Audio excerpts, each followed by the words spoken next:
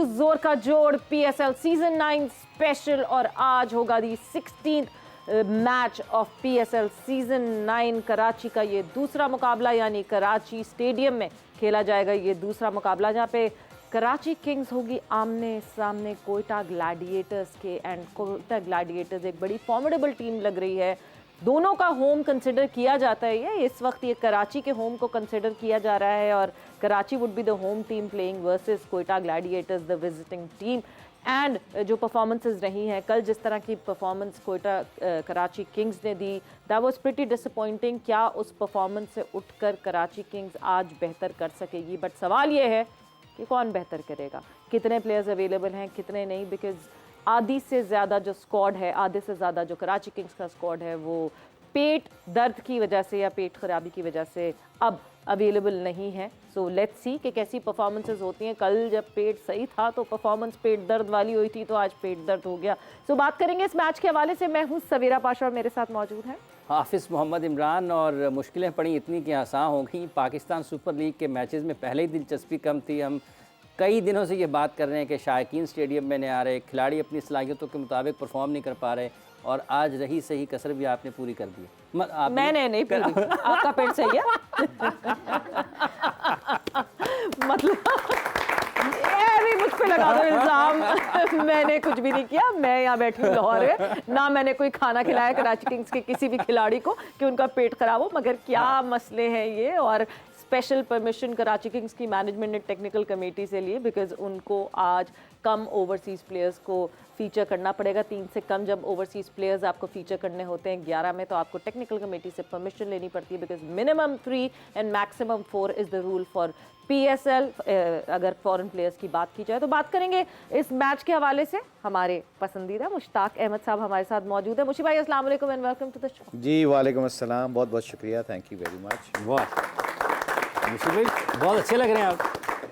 मुझे शहबाज ने कहा कि अच्छा लग रहा है, तो मैं इसलिए मुशी भाई इसका जवाब ये नहीं होता, इसका जवाब ये होता है कि आप भी कहें कि आप बहुत अच्छे लगते हैं। हाँ हाफिज़ साहब बहुत अच्छे लग रहे हैं आप, बहुत ही अच्छे लग रहे हैं। मैंने तो बल्कि ये धोखा खा लिया मेरी आंखों ने कि मुझे लग रहा था कि आपने दूसरे कपड़े चेंज करके हैं। मतलब कई दफ़ा आपकी पर्सनालिटी ऐसी जाग जाती है ज़ख़ीरा अल्फाज बोलते बोलते कि पुराने कपड़े पहने होते वो भी नहीं लग रहे। हाय हाय हाय हाय हाय, क्या बात है मुझे भाई, क्या बात। नहीं वैसे पता है हुआ क्या है, हुआ ये है कि क्योंकि पीजे मीर साहब बराबर बैठे थे ना, उनकी शुआओं से आप निकले नहीं थे कि आपकी हाफिज़ साहब पे नजर। हाँ एग्जैक्टली, क्या बात है, क्या बात है। So Karachi Kings versus Quetta Gladiators. अगर हम दोनों टीम्स के ज़रा हेड टू हेड पर नज़र डाल लें, जब वो दोनों टीम्स आमने सामने आई तो कैसी परफॉर्मेंस रही। बिकॉज शुरुआत में कराची किंग्स भी ऐसी थी जो बॉटम ऑफ द टेबल ही बैठी रहती थी PSL में, और कोयटा ग्लैडिएटर्स जब निकली UAE से और पाकिस्तान पहुंची तो कोयटा ग्लैडिएटर्स का भी ये हाल था। अगर हेड टू हेड पर नज़र डालते हैं तो दोनों टीम्स ने 16 मैचेस खेले हैं आज तक PSL की हिस्ट्री में, और कोयटा ग्लैडिएटर्स का पलड़ा अच्छा खासा भारी है। 11 मैचेस कोयटा ग्लैडिएटर्स जीत चुकी है in comparison to Karachi Kings. Karachi Kings ने सिर्फ 5 मैचेस जीते हैं अगेंस्ट कोयटा ग्लैडिएटर्स। तो किस तरह की आज परफॉर्मेंस रहेगी? क्या आज ये 11-12 हो जाएगा या फिर ये 5 जो है वो 6 हो जाएगा? सो उस हवाले से बात करेंगे। But talking about Quetta Gladiators, काफ़ी फॉर्मिडेबल टीम लगती है। कहीं कहीं होता है इन एंड आउट मिस्टेक्स दिखती हैं कोयटा ग्लैडिएटर्स की, बट ओवरऑल काफ़ी स्ट्रॉन्ग टीम लग रही है अंडर राइली रोसो।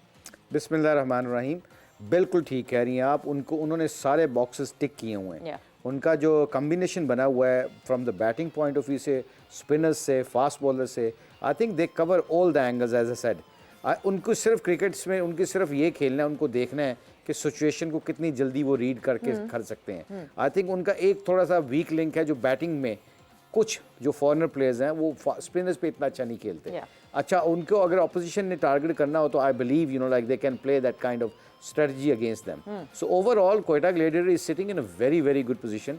और जो उनकी जो जैसे आपने कहा है कि उनका जो कम्बिनेशन बना है रायली रूसो के कैप्टनसी पे, और आई थिंक क्रेडिट देना चाहिए सैफ़ी को भी, वो बड़े दिल से खेल रहा है और बड़े पैशनेट तरीके से वही पैशन से खेल रहा है। सो आई थिंक ओवरऑल देखा जाए तो Quetta gladiator is one of the team जो उसका कम्बिनेशन और जिस तरह की क्रिकेट खेल रही है, I think look like they are gonna be in finalist. But Mushi भाई आपने सैफी की बात की, मैं अभी अगला वही सवाल आपसे पूछने वाली थी। आपने कहा फॉरेन प्लेयर्स स्पिनर्स को अच्छा नहीं खेल रहे। सरफराज अहमद हमें पता है he has the capability to face spinners and play well against spinners, वो भी उतने अच्छे नहीं लग रहे। एक दफ़ा आउट हुआ है, शदाब से आउट हुआ है मेरा ख्याल स्वीप मारते हुए। नहीं, सैफी गेम को चेंज करता है स्पिनर्स के खिलाफ, क्योंकि स्वीप पे मार लेता है, कट मार लेता है। बट अभी क्या सरफराज अहमद वो इम्पैक्ट क्रिएट कर पा रहे हैं जो उनको करना चाहिए कोयटा ग्लैडिएटर्स के सीनियर प्लेयर के तहत? आई थिंक अभी क्योंकि एक बड़ा देखें, बड़ा आसान काम नहीं होता किसी कप्तान के लिए। 8 साल जिसने कप्तानी की हो PSL की और उसकी अपनी टीम हो, ये ऑन करता है सैफीज को। और आई एम श्योर जो उमर भाई हैं, जो नदीम उमर साहब, वो जो है ना, वो सैफी से बहुत मोहब्बत करते हैं, जिस तरह मोइन से और वो उनसे सैफी से बहुत मोहब्बत करते हैं। तो आई थिंक सैफी के लिए ये बड़ा मुश्किल काम है इस PSL में जाके उस इंटेंट से खेलना कि वो ही मोमेंटम हो। सम हाउ दी अदर अब 1-2 मैच आपके बुरे चले जाते हैं एज ए कीपर या बैट्समैन, तो आपको लगता है कि is it my time is over, do I have to quit something, those question start raising in yourself. अब यहाँ पे सैफी से कम्युनिकेशन करना बहुत ज़रूरी है कि सैफी से कोई पूछे are you happy, everything's okay. Saifi को अकेला नहीं छोड़ना चाहिए इस वक्त, अकेले रहना भी नहीं देना चाहिए, क्योंकि जो अकेला होता है ना उसके ऊपर बहुत ज़्यादा नेगेटिव क्वेश्चंस आना शुरू हो जाते हैं। और सैफी बड़ा पैशनेट और emotional, very emotional, you know, बहुत प्यार करने वाला और बहुत ज़्यादा चीज़ों को, छोटी छोटी चीज़ों को नोट करने वाला है। तो I think Moin Khan will play huge role with Saifi. मुझे भी अभी आपने कहा कि कभी वक्त ऐसा आता है कि इंसान सोचता है कि मैं छोड़ दूं सब कुछ ख़त्म। कभी आपने सोचा, कभी आपके करियर में ऐसा वक्त आया कि बिल्कुल आप अकेले रह गए, यार छोड़ें बस, बहुत क्रिकेट खेल रही है? वाकई आया था। न्यूजीलैंड में एक स्टेज मेरा कॉन्फिडेंस लेवल इतना गिर गया था और किसी ने मेरे साथ कम्युनिकेशन नहीं की। हालांकि लोग, हज़रत अली रज़ी अल्लाह तआला का बड़ा खूबसूरत कॉल है, उसके सामने, उस बंदे के सामने, उस फैमिली के सामने कभी अपनी ज़ुबान ना खोलो जो तुम्हारे हालात को देख के अंडरस्टैंड नहीं कर सकता, तुम्हारी बॉडी लैंग्वेज को रीड कर नहीं कर सकता, क्योंकि इसका मतलब है he is not into you. और ये जो एक दफ़ा न्यूजीलैंड में आया था कि मुझे एक दफ़ा उन्होंने कहा रात को कि आप खेल रहे हो कल, और मैं दुआएं मांगता था कि मुझे ड्रॉप ही कर दें तो अच्छी बात है, मुझसे नहीं खेला जाना। ये फेजेस आते हैं हर प्लेयर पे, मगर निकलने का तरीका ये है कि जो बंदा बात कर ले किसी से, अंदर नहीं घुटना चाहिए, अपनी बात को अंदर नहीं रखना चाहिए, जाके अपने बड़ों से, जिससे कॉन्फिडेंस है, जिससे आप अच्छा फील करते हो, उससे जाके बात करो। मेरी सिचुएशन ये है, मैं क्या करूं, मेरा दिल नहीं कर रहा खेलने को, मैं डर रहा हूं खेलने हुआ, अपने फेलियर से डरता हूं। सो आई थिंक ये चीज़ जो आती है, ये आपकी ज़िंदगी के में सबके ऊपर आती है।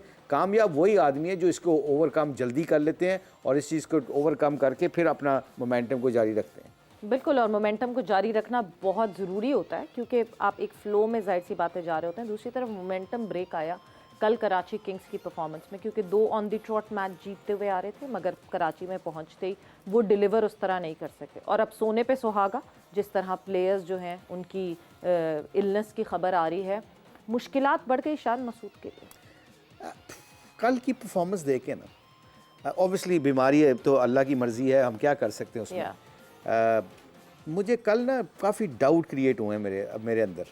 पहले मैं देख रहा था कराची किंग्स की जो थी सिचुएशन, बाकी टीमों को देखते हैं तो आप कहते हो नहीं, Karachi is one of the 4 team, you know, ये क्वालिफाई करेगी। मुझे अब बहुत डाउट क्रिएट होने लग गए। मैं let me tell you one thing, कि मुझे ये लग रहा है कि जिस तरह कराची कल खेल ली है, जिस तरह का उनका मोमेंटम था, मुझे ये डर लग रहा है कि हो सकता है कि जो 2 मैच जीतने के बाद उनको मोमेंटम पकड़ना चाहिए था, जिसका ब्रांड खेलना चाहिए था, वो मुझे नज़र नहीं आई। और इसका डर ये मुझे लग रहा है कि कहीं 1-2 मैच 19-20 हुए तो they will be one of the team जिनके क्वेश्चन मार्क आएगा कि can they qualify like Lahore Qalandar और not. So this question only can raise, और इसको ख़त्म करने के लिए इनको बहुत ज़्यादा अच्छी क्रिकेट खेलनी पड़ेगी, तगड़ी क्रिकेट खेलनी पड़ेगी, दलेर क्रिकेट खेलनी पड़ेगी, और अपने जो अपनी जिस चीज़ को रोल मिले उसके ऊपर जाके ब्लंटली खेलें। और शान मसूद को फर्स्ट आदमी है जिसको ये सेट करना पड़ेगा, क्योंकि मैं उसको बहुत पसंद करता हूँ as a white ball player, कि वो अच्छा खेलता है, मगर अगर वो डर के खेला तो पूरी टीम डर के खेलेगी। बिल्कुल, और जिस तरह हम देख रहे हैं कि Peshawar Zalmi has started gearing up, Peshawar Zalmi warm up हो गई है अब, शुरू के कुछ हिकअप्स के बाद they have just started getting their pace, तो मुश्किलात हो जाएंगी। ऐसा लग रहा है PSL के शुरू के सीजन आ गए वापस, जहाँ पे हमें लाहौर कलंदर्स और कराची किंग्स ही बॉटम पे बैठी हुई दिखती थी। मैं ये देखो ना, इस्लामाबाद यूनाइटेड का भी मोमेंटम आ गया है।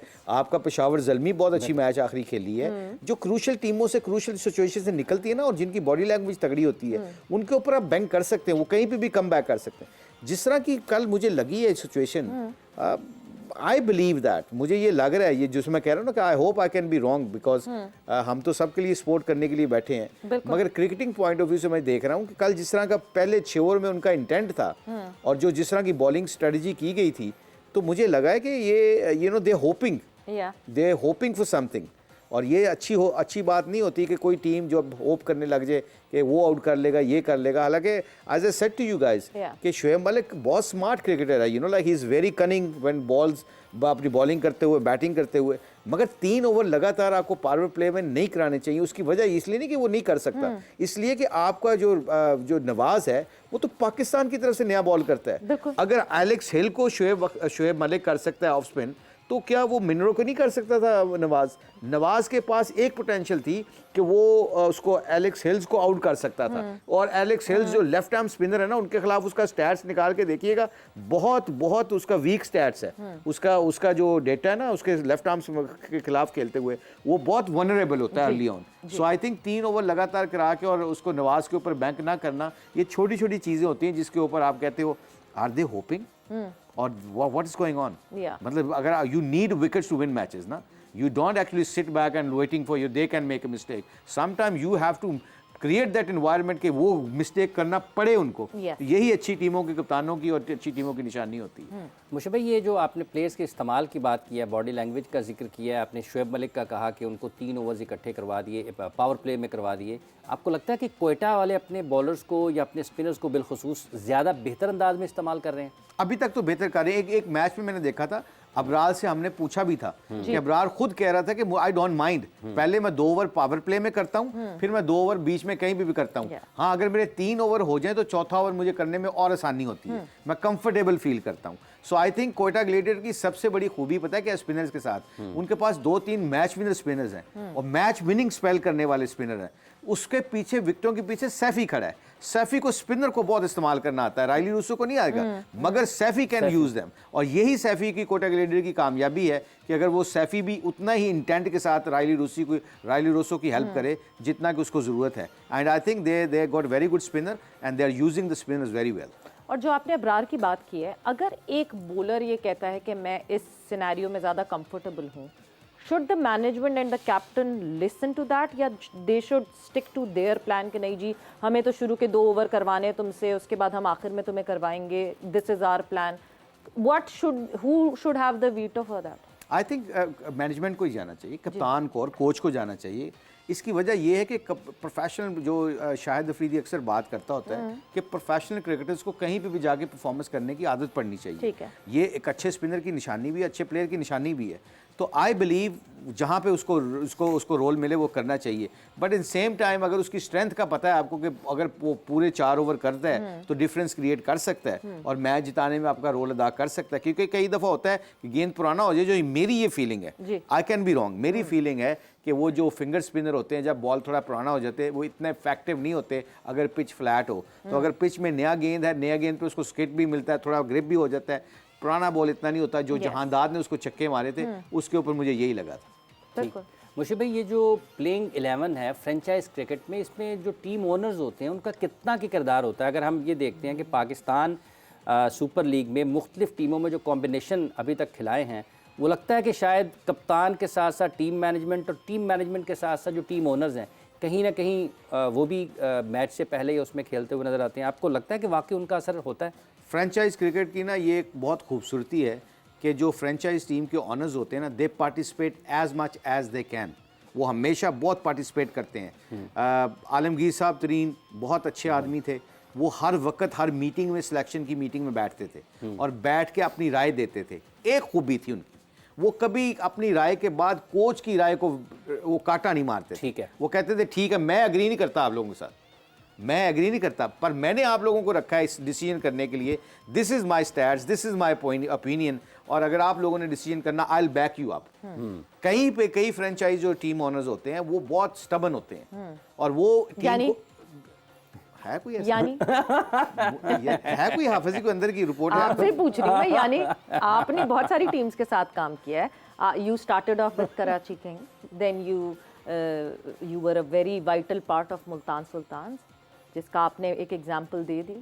और जो है, और किस किस टीम के साथ आप? 2-3 जो बाहर मेरी, वैसे एक एज ए जिस टीम में मैं हेड कोच होता हूँ, जहाँ मुझे डिसीजन करने पड़ते हैं, I say very clearly to my team owners, you can have your राय, आप अपनी राय रख सकते हैं। नहीं, आप घुमाई नहीं बात। पीएसएल में हमारे कोई टीम ओनर ऐसे हैं जो बहुत ज्यादा इंटरवीन करते हैं। अच्छा, पहले मैं बताया 4 साल मैं मुल्तान सुल्तान के साथ रहा, मुल्तान सुल्तान का मैं जो एक्सपीरियंस आपको बता रहा हूँ, बाकी मुझे इतना कोई पता नहीं, क्योंकि कहते हैं किसी के बारे में राय मत काम करो जब तक आपके पास सबूत ना हो। मेरे पास कोई सबूत नहीं है, कोई सबूत नहीं है, सुनी सुनाई बातों पे मैं यकीन नहीं करता। हाँ। तो ये मेरा जवाब जो है। सबूत है वो आपने दे दिया है। जो सबूत है वो अच्छे मुझे तरीके से।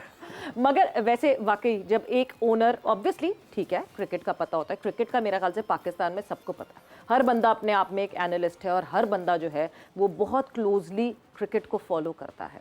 बट एक ओनर का जब इन्फ्लुएंस ज़्यादा हो जाता है 11 पर, या इवन स्क्वाड सिलेक्शन पर बहुत ज़्यादा इन्फ्लुएंस हो जाए, अगर वो मॉनेटरी सिर्फ इश्यूज ना हो और टैलेंट की बात हो, आपको लगता है कि वो टीम सफ़र करने लगती है बहुत बुरे तरीके से? एब्सोल्युटली, स्पेशली अगर वो मैच हार जाए, क्योंकि मैच हारने के बाद, एक दो मैच हारने के बाद, अगर आपका टीम ओनर इतना स्ट्रॉन्ग है अपनी ओपिनियन के मुताबिक और वो सिलेक्शन करता है और कोचेस को अपनी राय दे के फिर उसको मनवाता है, मुझे नहीं लगता कि वो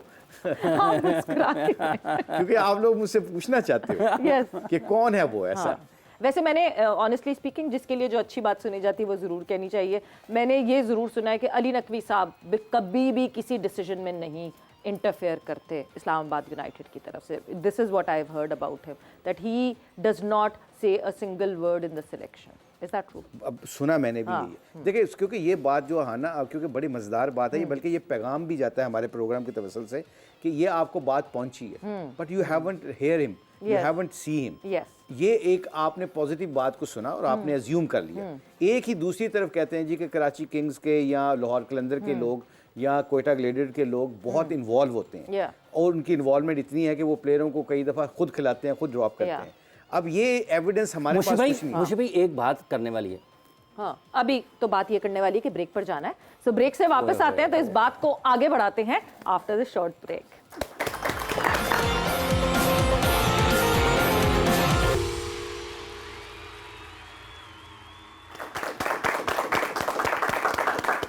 एंड वेलकम बैक टू जोर का जोड़ पीएसएल सीजन 9 स्पेशल। बात हो रही है जो थोड़ी देर में मुकाबला शुरू होने वाला है, Karachi Kings versus Quetta Gladiators. क्या एक्सपेक्ट किया जाए मुशी भाई? कंडीशंस हमें फिर उस तरह की मिलेंगी, क्योंकि ऑब्वियसली 3 पिचेस ऐसी हैं जिनको सेव किया था पीएसएल के लिए स्क्वायर पे, तीनों सेंटर पिचेस जो इधर इधर बराबर बराबर है। ऑब्वियसली बिलीव यही हम करते हैं कि फ्रेश पिच होगी, बट कल जब फ्रेश पिच की बात हुई, कमेंट्री में कहा गया कि it was a fresh pitch, but फिर जब वसीम अकरम साहब जिस शो में बैठे हुए हैं उन्होंने कहा कि ये मैं मान ही नहीं सकता कि कल की पिच फ्रेश पिच थी। आज हम एक्सपेक्ट करें बेटर कंडीशन? देखिए, कंडीशन से पहले मैं तो ये नहीं बताऊंगा कि क्या होने वाला है, क्योंकि यहाँ पे हम प्रोडिक्शन करते हैं और वहाँ से लोग चोरी करके ना हमारे पॉइंट ऑफ व्यू से टेबल पे ऊपर जाने की कोशिश करते हैं। मैं तो ये नहीं बताऊंगा कौन क्या जीतेगी कोटा ग्लेडिएटर की। हाँ, पिच के बारे में मैं अपनी राय दे सकता हूँ। पिच के बारे में राय ये है कि आई थिंक कराची की पिचें हैं ही ऐसी। अगर हम ये कहें कि यहाँ पे बहुत फ्लैट पिचें होंगी, आई थिंक उस साल को हमें याद करना चाहिए। वो भी स्कोर इसलिए 200 पे 200 हो रहा था शाम के वक्त, क्योंकि ड्यू फैक्टर की वजह से वो पिच गीली हो जाती थी थोड़ी सी, और उसके उस पड़ने के ऊपर बिल्कुल फ्लैट हो जाती थी, और फ्लैट होने के बाद ना स्पिन होता था ना बॉल स्विंग होता था, तो ठा ठा चिक्के पड़ रहे होते थे। ड्यूरिंग एसपीएल कह रहे हैं या वो पिछला सीजन? हाँ, पिछला सीजन पीएसएल। बट अभी हमने ड्यूरिंग एसपीएल देखा, सिंध प्रीमियर लीग जो हुई है कराची में, हमें हाई स्कोरिंग मैचेस दिखे हैं वहाँ। उसकी रीज़न क्या थी? क्या?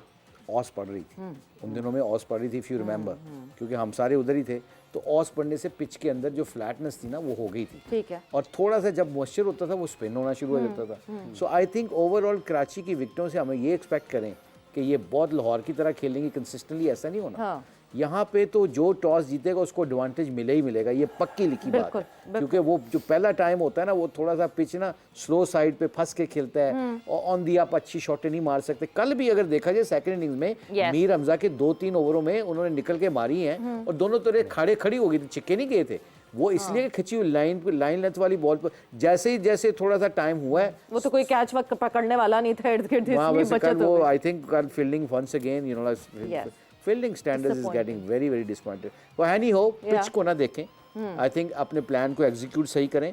प्रोफेशनल टीमें हैं दोनों, अपने स्किल लेवल पे अपनी टीमों के साथ अपने स्किल लेवल से टीमों को हराएं। जिनके स्किल लेवल तगड़े होते हैं अगर वो अपने को बैक करें, पिच को निकाल दें, टॉस को निकाल दें, अच्छी टीमें अच्छे प्लेयर टॉस को निकाल के अपने प्लान को कंडीशन के मुताबिक एग्जीक्यूट करते हैं और जो ये करेंगे वो जीत जाएंगे। सिंपल सी बात है, कोई रॉकेट साइंस तो है नहीं इसमें। बट क्या ये स्ट्रेट फॉरवर्ड है, win the toss and choose to field first in Karachi? I believe so. लगता तो ऐसा ही है। मतलब जितनी भी टीमें हमने देखा, वो जो लीग करके आए थे हम, वो उस लीग में भी देखा सेकंड टाइम पे जो खेलते थे उनको फायदा हो रहा था। बिल्कुल। तो आई थिंक फिर भी हैविंग सेड दैट, गुड टीमें, the good teams they don't rely on toss, they think okay we good enough to beat them even we lose the toss. So I think mindset ये change करना बहुत जरूरी। ठीक है। मुझे भी जैसे ये सुबह भी हम बात दोपहर में भी कर रहे थे, ये जो कराची में शायकीन कम है या और बड़े शहरों में, आप समझते हैं कि जैसे सवेरा ने 2025 की चैंपियंस ट्रॉफ़ी की भी मेज़बानी की बात की, पीएसएल में हम कई बरसों से लाहौर, मुल्तान, रावलपिंडी और कराची में हैं, हम क्यों उस तरफ नहीं देख रहे कि जो छोटे शहर हैं निस्बतन हमारे, हम वहाँ पर जो बुनियादी ढांचा है उसको खड़ा करें, स्टेडियम्स को बेहतर करें। क्राउड का तो मसला ही नहीं होने वाला। अगर आप गुजरांवाला चले जाते हैं, फैसलाबाद चले जाते हैं, सियालकोट चले जाते हैं, इवन हैदराबाद की तरफ भी चले जाते हैं, तो देखिए सब सिंपल सी बात है। इन्होंने बताया कि मुझे कराची का तो नहीं पता कि उस रोड के ऊपर काफ़ी कॉलेज और स्कूल हैं। बिल्कुल है। आप उनके स्कूलों को कांटेक्ट करें, उनके बच्चों को बुलाएं और उन बच्चों को मैच दिखाएं, और बच्चों के साथ आप जो पाकिस्तान के हीरोज़ हैं, जो आज के बच्चे उनको फॉलो करते हैं, आपका नसीम शाह हो गया, आपका मोहम्मद आमिर हो गया, बाबर आजम हो गया, ये सब को बिठा के मैच के दरमियान में या मैच के बाद उनके साथ बैठ के इंटरेक्शन करवाएं, एक्टिविटी करवाएं उनके साथ। अब आपने ऑस्ट्रेलिया और इंग्लैंड में देखा होगा, मैच वो हारे या जीते, डज नॉट मैटर, उन्होंने जाके 15-20 मिनट का उनका सेशन होता है, जो मीडिया की टीम उनके साथ लगी होती है, वो जाके लोगों के साथ फोटोग्राफ सेल्फियां खिंचवाते हैं और अपनी क्रिकेट को परे करते हैं। उनको पता है कि ये लोग आते रहेंगे और हमारी क्रिकेट ऊपर जाती जाएगी। आई रिमेंबर एशेस में उन्होंने एक स्पेक्टेटर सर्कल किया था, जहाँ पे स्पेक्टेटर सर्कल, अब एशेस को कौन सी पब्लिसिटी की ज़रूरत है, मगर शायद हमारे यहाँ समझा जाता है क्रिकेट को कौन सी पब्लिसिटी की ज़रूरत है, होता जाएगा, लोग खुद ही आते जाएंगे। ये वाला हमें एटीट्यूड बदलना पड़ेगा। मार्केटिंग का असूल क्या है? मार्केटिंग का असूल है जितनी चीज़ दिखाते जाओ उतनी बिकती है। वो कहते हैं ना, जो दिखता है वो बिकता है। बिल्कुल। इसका क्या मतलब है? इसका मतलब ये है कि जितने बड़े बड़े ब्रांड्स हैं, क्यों बच्चे वो उनको फ़ौरन ही जो पीने वाली चीज़ें हैं, वो एक मिनट में क्या कहते हैं आके कि वो मुझे वो चाहिए। क्यों? वो घर में देखो, खाने के टेबल पे देखो, फलां देखो, उधर देखो, बिल बोर्ड्स को देखो, उन्होंने इतना दिखा देते हैं कि उनकी मसल मेमोरी बन जाती है। यही क्रिकेट की मार्केटिंग इस वक्त हमें चाहिए कि हम ये करें कि पाकिस्तान की स्पेशली कराची में सारे स्कूलों को बुलाएं, स्कूलों को बुला के बच्चों को मैच दिखाएं और अपने हीरोज़ के साथ उनको बैठ के क्वेश्चन आंसर करवाएं। पूरे शारे फैसल पे the longest road of Karachi 2 billboards हैं, वो भी पीएसएल के इसलिए लगे हुए हैं क्योंकि जिस पे हम डिजिटली दिखा रहे हैं पीएसएल, उन कंपनीज ने वो बोर्ड लगाए हुए हैं। वो 2 बोर्ड्स हैं जो लगे हुए हैं। फिर उसके बाद एक और वो जो सोलर कंपनी है, उन्होंने सिर्फ स्टेडियम के सामने एक जगह कहीं पे थोड़ी सी पीएसएल की पब्लिसिटी की है। अदर देन दैट पूरे कराची में कहीं भी पीएसएल के बिलबोर्ड्स नहीं हैं। आप एक बात देखिएगा, इस प्रोग्राम के तवस्सुल से ये बात करनी चाहिए हमें, जब आपका फेलियर आता है ना तो आप अपनी मिस्टेक से सीखते हो। बिल्कुल। ये बहुत अलार्मिंग सिचुएशन है पीएसएल के लिए, क्रिकेटिंग स्किल के पॉइंट ऑफ व्यू से भी बिल्कुल, और ऑर्गेनाइजेशन पॉइंट ऑफ व्यू से कि मार्केटिंग, हम ये तसव्वुर ना करें कि पीएसएल आएगी और लोग उतने ही तरीके से देखेंगे, क्योंकि न्यूजीलैंड से जैसे ही मोमेंटम बना, पाकिस्तान टीम हार के आई, ये मोमेंटम अभी तक लोगों के माइंडसेट में चल रहा है। याद रखिएगा मेरी बात, क्योंकि आपके इंटरनेशनल क्रिकेट अच्छी तगड़ी रहेगी तो आपका पीएसएल तगड़ा रहेगा। ब्रेक का टाइम तो नहीं? हम प्रेडिक्शन से कौन क्या क्या सीखेगा, क्योंकि प्रेडिक्शन की तरफ जाना जरूरी, वक्त कम, मुकाबला सख्त। जल्दी से कल की प्रेडिक्शंस देखते हैं। Karachi Kings versus Islamabad United. Karachi वाले के साथ हूं मैं जी आज। ठीक है जी। कराची किंग्स को वोट किया है आज लाला ने जी। मुझे मैं शाहिद के साथ हूँ, मैं दोस्ती निभाता हूँ, मैं भी आपके हाफिज कराची किंग्स। यार मतलब ये तो सबने कराची किंग्स चूज कर लिया है। I will not go out of the box, Karachi kings for me as well. Momin ने भी कराची किंग्स पिक की हुई है, so it is Karachi kings all house, जोर का जोड़। और पीजे मीर साहब ने भी कराची किंग्स चूज की हुई है। वो कहते हैं ना, हम भी डूबेंगे सनम, तुम्हें भी ले डूबेंगे, तो सब एक साथ डूब गए कल, और कराची किंग्स ने हम सबको डुबा दिया। एंड सबकी प्रेडिक्शन यहाँ पे गलत हुई। ज़्यादा फर्क भी नहीं पड़ा प्रेडिक्शन टेबल को चेंज करने के लिए, सिर्फ जो गलत वाली वो थे उस पर नंबर बढ़ा दिए सबके। एंड वहीं स्टेबिलिटी में वहीं सब प्रेडिक्शन टेबल में बैठे हुए हैं। आज की टीम आपकी Karachi Kings versus Quetta Gladiators. आज मैं चलो आपको मौका दे देता हूँ ताकि आप मेरी चीटिंग कर सको आप लोग सारे। कोयटा ग्लैडिएटर्स। आपकी चीटिंग करने पे जाते हैं आज हम कोयटा ग्लैडिएटर। आज मगर अगर ये गलत हो गई ना हमारी प्रेडिक्शन मुशी भाई, आपके साथ कोई प्रेडिक्शन नहीं। फिर कोई ना करेगा। मुशी और भाई मुझे आज लग रहा है गलत हो जानी। अरे माफ करना। नहीं उनका पेट खराब है। मुशी भाई आज सारे के सारे कोयटा हैं। अच्छा, हाँ कोयटा ग्लैडिएटर, कोयटा ग्लैडिएटर्स। बिल्कुल जी। सो यस, जिस तरह कल दिस ऑल हाउस ऑफ जोर का जोड़ वाज कराची किंग्स, आज सब जो हैं they are Quetta gladiators and let's see के कैसी परफॉर्मेंसेस होती है। जल्दी से, ये मेरे दोस्त बड़ी खामोशी से बहुत देर से बैठे हुए, सवाल आता है सिलसिला, माइक पकड़े जल्दी से सवाल। मिश भाई आपसे मेरा सवाल है कि अभी ऑडियंस की बात हो रही थी, तो जब पीएसएल स्टार्ट हुआ था तो ट्विटर पे एक ट्रेंड चला था कि बाइकआउट पीएसएल से बाइकआउट करना है। उसकी वजह ये थी कि जो उसने केएफसी का स्पॉन्सर किया था पीएसएल ने, तो आप इस सारे मामले को किस तरह देख रहे हैं कि उनको स्पॉन्सर करना चाहिए था या नहीं केएफसी को? What is the point? I mean क्या हुआ क्या था, मुझे तो ये भी नहीं पता। बेसिकली पैलेस्टीन इशू के ऊपर ये पूरी बात है and because KFC is somewhere interlinked to this issue. अच्छा, ये बड़ा सेंसिटिव इशू है यार इसको, क्योंकि ये तो स्कॉलर्स जो होते हैं जो जानते हैं। हमारा ये बिलीव है कि अगर कोई मुसलमान को तकलीफ पहुंचा रहा है और अगर मुसलमान को कोई तकलीफ पहुंचाना चाह रहा है तो हमें उनके स्टैंड करना चाहिए बाय हुक और क्रुक। हमें उसका साथ देना चाहिए, क्योंकि मुसलमान की सबसे बड़ी खूबी है कि जहाँ पे भी रहते हैं इकट्ठे रहते हैं। बट क्योंकि हम एक्सपर्ट नहीं इन चीज़ों के, तो हमें बड़ा सोच के इसको बोलना पड़ेगा। एक बात तो क्लियर है कि बीइंग अ मुसलमान हमें एक दूसरे मुसलमान भाइयों के साथ ज़रूर देना चाहिए। और यही वजह है कि ऑडियंस कम है। मेरी खुद 2 टिकट्स मैंने ली हुई थी लाहौर के मैच की, तो मैं नहीं देखने गया। सिर्फ यही है कि भाई वो उसने केएफसी को स्पॉन्सर किया, तो इस वजह से मैं खुद नहीं गया। बट आपको नहीं लगता आप अपनी पीएसएल ब्रांड को डैमेज कर रहे हैं इस तरीके से? वो भी तो हमारी अपनी। लेकिन देखें ना, उन्हें भी तो एहसास होना चाहिए ना लोगों ये का। This is a very long debate. ये जो है वो बिल्कुल सही कहा कि एक कोई मुस्लिम स्कॉलर जिसको पूरी नॉलेज हो, जो इस बारे में बता सके और बेहतर राह दिखा सके, क्योंकि हम सोशल मीडिया के ट्रेंड्स पे इतने बहाव में बह जाते हैं कि बाकी चीज़ों को और हैंडल नहीं कर पाते। अगला सवाल जी। अस्सलाम वालेकुम। मैं आपसे पूछना चाहती हूँ कि डिपार्टमेंटल क्रिकेट जो है वो बहुत से खिलाड़ियों या फर्स्ट क्लास प्लेयर को ज़रिया मुआश मुहैया करती थी, तो इसके ख़त्म हो जाने के बाद क्या क्रिकेटर्स ने सफ़र किया या उनमें मायूसी फैली? इसके बारे में आपको? हाँ, बहुत ज़्यादा लोगों को जॉब नहीं मिली, पैसे कमाते थे वो डिपार्टमेंट क्रिकेट से। वो इसलिए बंद की गई कि क्रिकेट को इम्प्रूव करने के लिए कहा गया कि जी क्रिकेट हमारी तगड़ी हो जाएगी इस तरह। बट हम थोड़ी सी ग्राउंड रियलिटी भूल गए थे। वो ग्राउंड रियलिटी ये थी कि हमारा मुल्क बहुत बड़ा है। हम अगर ऑस्ट्रेलिया को और इंग्लैंड की कॉपी करेंगे, वहाँ पे पता है क्या, वहाँ पे बहुत कम तादाद है, पॉपुलेशन बहुत कम है। और अगर कोई बंदा क्रिकेट खेलना भी चाहता है और वो अफोर्ड नहीं करता, तो गवर्नमेंट उनको सोशल सिक्योरिटी के माध्यम में पैसे देती है। उनको $300-400 उनको मिलता है महीने का, तो वो $300-400 के ऊपर अपने बैट पैड खरीद सकते हैं। यहाँ पे हमारा कोई ऐसा सिस्टम नहीं है। तो एक गरीब का बच्चा कैसे खेल सकता है अगर उसके पास नौकरी ना हो? वो अपने कपड़े नहीं ले सकता, अपने बैट नहीं ले सकता। तो आई थिंक ये एनवायरनमेंट के ऊपर डिपेंड करता है कि आपकी एनवायरनमेंट और आपकी सिचुएशन कैसी है। हमारी सिचुएशन के मुताबिक डिपार्टमेंट क्रिकेट उस वक्त तगड़ी थी, वहाँ पर अच्छे प्लेयर निकलते थे। जब मेंटली आप रिलैक्स हो जाते हो कि अब मेरे पैसे आ जाएंगे, मैं अपने माँ बाप को, अपने बहन भाइयों को ये तनख्वाह दे दूँगा, फिर मैं एक्सेलरेट कर लूँगा, आगे निकल जाऊँगा। कुछ लोगों ने जिन्होंने नहीं खेलना होता, वो उनको नौकरी मिलती है, वो सुस्त हो जाते हैं, वो फिर आगे नहीं बढ़ सकते। तो ये डिपेंड करता है, वेरी करता है अपनी अपनी सोच के ऊपर। तो मेरा ख्याल है डिपार्टमेंट क्रिकेट से फ़ायदा हो रहा था, नुकसान नहीं हो रहा जी। अस्सलाम वालेकुम। मेरा क्वेश्चन ये है कि क्या पीसीबी के इंतज़ामिया अमूर में तंजीम नौ की ज़रूरत है?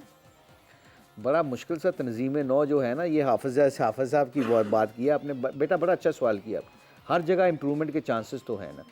सबसे इम्पोर्टेंट चीज़ जो पीसीबी की ज़रूरत है ना, वो है कंसिस्टेंसी ऑफ जॉब। आपके चेयरमैन कंसिस्टेंट बन गए, 3 साल 4 साल के लिए आएंगे, वो फैसले करेंगे, उनके फैसलों के ऊपर अच्छा निज़ाम है। और ये मोहसिन साहब आए हैं, इनकी रेपुटेशन बहुत अच्छी है। इनके बारे में सुना है कि ये आराम से खामोशी से बहुत अच्छा काम करते हैं, डिफरेंस क्रिएट करने की कोशिश करते हैं, माइलेजेस नहीं लेते, अपने नंबर बनाने की कोशिश नहीं करते। और ये सबसे अच्छी बात है। अगर ऐसी चेयरमैन आगे और अच्छे फैसले करके क्रिकेटर्स को बिठा के उनकी राय लेके फैसले करेंगे, तो आराम से, कहते हैं ना, by your time before you taking right decision.